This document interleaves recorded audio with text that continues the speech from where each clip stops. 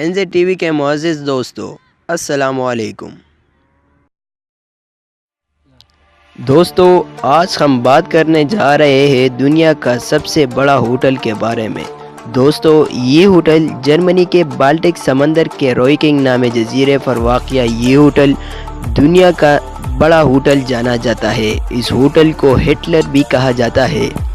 اس hotel کے ایک کونے سے دوسرے کونے تک جانے کا آپ کو 5 کلومیٹر کا سفر طے کرنا پڑتا ہے۔ اس ہوٹل میں 10,000 کمرے موجود ہیں اور ہر کمرے کا رخ سمندر کی طرف ہے۔ دوستو، یہ عظیم الشان ہوٹل پچھلے 75 سال سے بند پڑا ہے۔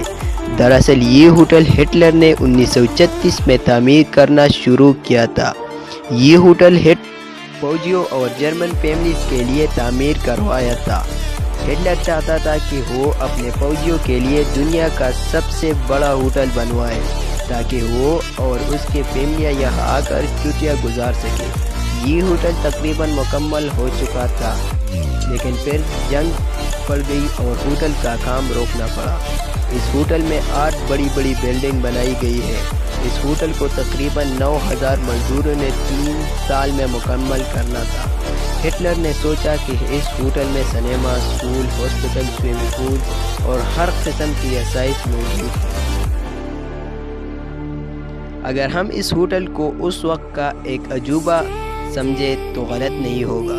ہٹلر نے اس ہوٹل میں بہت سارے خالی کمرے رکھنے کا فیصلہ کیا تھا تاکہ جنگ کے صورت میں فوجیوں کے لیے ہاسپٹل بنائے جائے، لیکن پھر 1939 میں جرمنی نے پولینڈ پر قبضہ کیا تو اس ہوٹل پر مزید کام بند اور فوج کو پولینڈ میں استعمال کیا اور اس ہوٹل کی تعمیر مکمل نہیں ہو سکا۔ دوسری جنگ عظیم میں روس نے ڈائنامائٹ سے بھی اڑانے کا بھی کوشش کی، لیکن وہ ایسا نہیں کر سکا۔